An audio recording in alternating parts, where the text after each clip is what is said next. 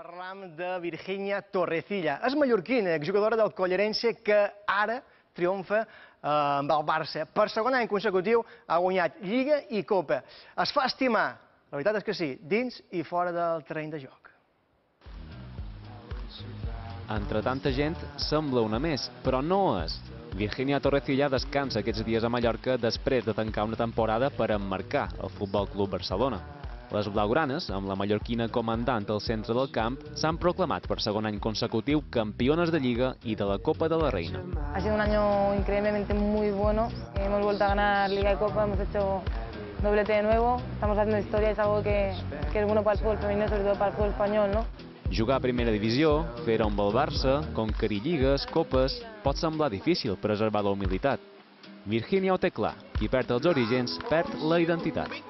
Sigo siendo Virginia, hay más chica que creció con los chicos, que jugó con el Collerense y que siguió jugando en una segunda división y siendo la misma, ¿no? És la mateixa, no hi ha dubte, però va sumant experiències que mai no oblidarà. Jugar en San Mamés con 27.000 personas, eso fue algo increíble que no olvidaré nunca. I el que mai no oblidaran els aficionats culers és un gol en segell mallorquí que va fer treure's el capell a més d'un. Aquesta és la història. Antes de la jugada, cogí a mi central y le dije a Torrejón, le dije, Torrejón, digo, pásame el balón, digo, que va a chutar en medio del campo. Y me dijo, cállate, loca, dice, estás flipada. Digo, Torrejón, digo, ¿en serio? No sé qué, y me pasó el balón, de hecho fue ella quien me pasó el balón. Y me fui para arriba y lo vi claro. De hecho, mi padre me dijo, estaba viendo el partido, me dijo, yo cuando te vi levantar la cabeza y dije, es gol. El fútbol es muy injusto, el fútbol te puede dar como también te puede quitar en un momento de tu vida. Pero bueno, que eso es lo que nos llena. Al fin y al cabo vivimos por y para eso. Por ejemplo, yo vivo para el fútbol, por y para él. El día de mañana ya veré lo que hago, lo que dejo de hacer, pero bueno, es verdad que nunca casi nadie ha visto mi trabajo, que es algo que es normal, ¿no? Porque yo no soy de meter goles. Una vez que metí un gol de medio del campo ha sido el nombre que ha dado el salto a mi vida.